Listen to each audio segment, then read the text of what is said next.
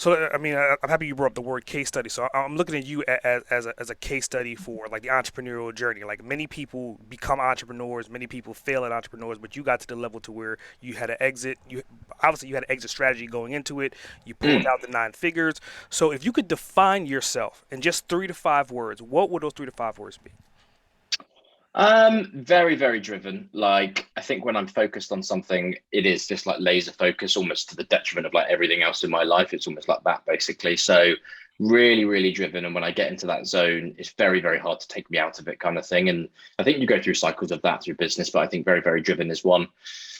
Um, I think I place huge value on personal relationships. One of the compliments I often get from people I know, people who know me, are like, you manage to keep in touch with so many different people from so many different walks of life. And I just really value like my conversations with people.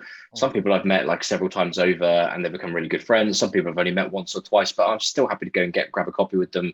You know, if we've had a really good conversation that one or two times just to keep in touch with them. So like you never know where those things can go, right? So like I always think of meeting people as like you could get three more introductions off that person, or you could have five experiences through meeting that person that you wouldn't have if you didn't make the effort. So I really like value personal experiences.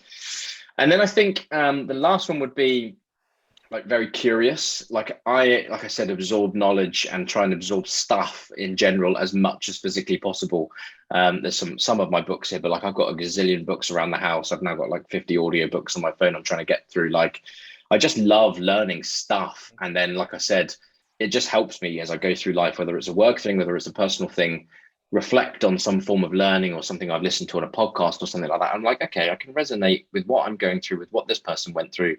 And these are the five different ways, the five different people, or the five different ways of what I've read or whatever it might be, how to deal with that. And can I borrow something from that? Can I learn from it? So Hmm. finding shortcuts, I suppose, is kind of mental modeling for that, I guess. Very nice, very nice.